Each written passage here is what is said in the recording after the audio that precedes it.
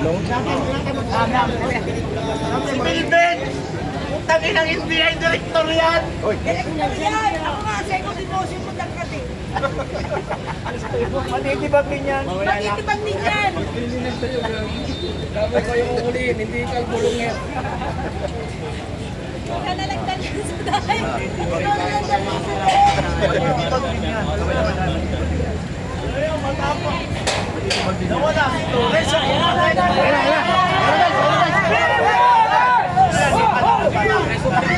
Kasi na naman, mamayan Brian. Ito, lagi na kapagano. Huwag panabasin! Ano? Si Torres! Napapaligiran ka na namin! Paligiran sa paligiran ka na. Paligiran. Napaligiran sa paligiran sa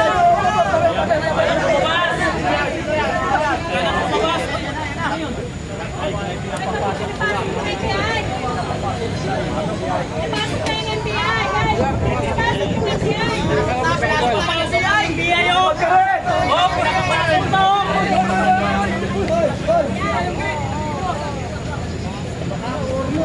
Matitibag ka rin! Contest na yan! Sabi na kapag hindi ma-restore, return ang malita!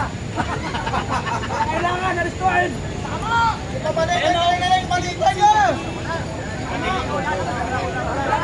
Oh, wala na dito! Dole ang malita pag hindi ma-resto!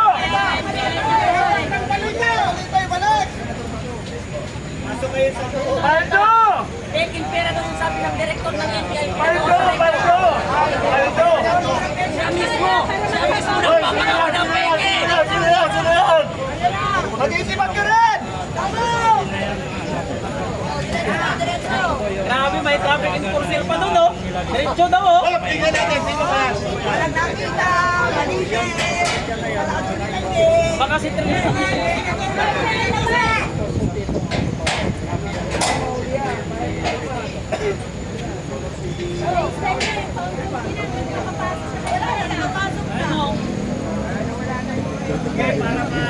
Para mag-victim kayo. Huwag nyo nang palabasin. Ito, magkasama kami. Tapos ito, content na taga sa loob. Patis-patis. Oo, ano na dito? Oo, kasi dito Bulacan. Hayaan mo muna yung hanap buhay. Mabubuhay ka pa rin. Pagkawan na yan. Halapan na lang kita. Ito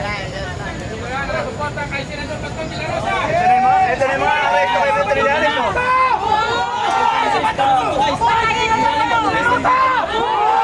Mamayag ba kayong hulin siya? Mamayag ba kayong hulin sila doon Bato de la Rosa? Mamayag ba kayong hulin nila ang ginawa kayo? Si Trililing! Kalaban tayo! Hulin sa Trililing! Tayo si Trililing!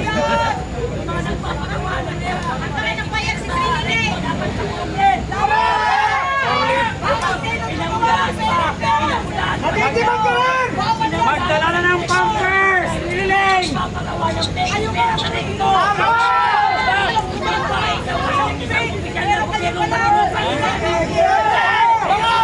Matitibag ka rin! Namimeki ng pera at napapagawa ng peki pera sa lebo! Uy! Kaya pala ang daming gato sa lebo! Gato sa batas natin! Ilipat na sa rekta ang bangko! Kitang-kita yung paglapit ng waiter! Kitang-kita ka dito! Speaker! Ay peking pera naman pinagawa daw dun sa rektor. Wala ka mo pa! Murahin mo si Trililing! Direktor ka pa naman ng NBI pero bakit ka nagpapagawa ng peking pera? Sa rektor! Parang Hindi ba dapat ulihin ang lahat ng pinipeki lalo ng pera ang pinipeki nila? Di ba? Kaya pala dumadami ang sindikato sa ating bansa dahil ang mga kaalyado mismo ng gobyerno, sindikato! At yun lang, baka tayong mahuli. Hindi kami magkakahulihin ka nila! Bakit sa bato ang tayo mahuli? Patuhin lang tayo ng bato.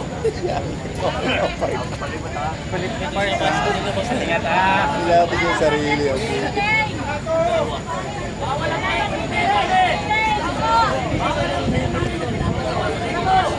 Hoy, check nyo mga 1,000, baka peke na yan.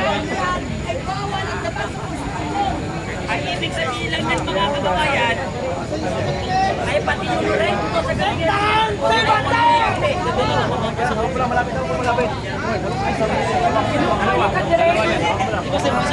Kinukuha ka eh.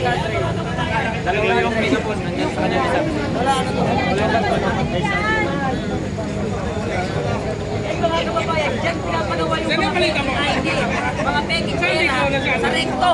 Kaya malakas ang hinala ko mga kababayan na pati yung si Recto sa gabinete ni Bongbong Marcos ay maraming pineki na mga dyan. Mga scammer yan, mga Recto na yan. Ano masasabi mo? Titibag din. Kaso mahirap tibagin ang may maraming malita.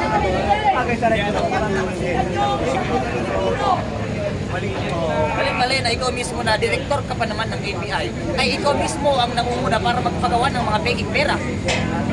Gusto mo, hindi ba? Bawal yun. Wala nang dito sa atin yun, di ba? Ilalabas na lang. Ano sa tingin ito? Oo, yan. Pinasok dito ba? Kaya pala kailangan pinalamig yung iba.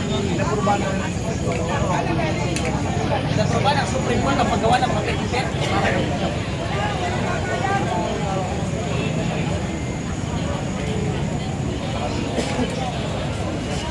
Wala, bawal ko na kinapera.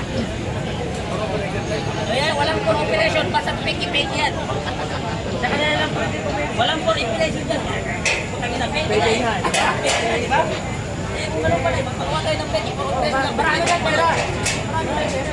Marami tayong pera, kaso nasa Senado, nasa Congress, nasa gobyerno. Agad yan ni Bongbong Marcos, yan ni Bongbong Marcos ang hari ng penta sa Pilipinas. Nakakalimutan ko kasi Bongbong Marcos kasi yung defense team nila si Claire Castro na kaupulan si Mare. Hindi nga siya pinapasok gaya natin. Kaya wala siyang nagawa kundi bumalik doon sa ban ng NBI. Sa ngayon, nilabas siya.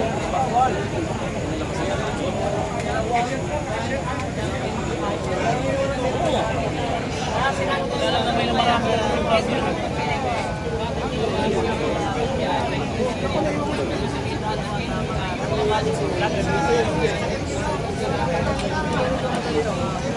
Oh, ano? Mayroon na naman? Wala pa?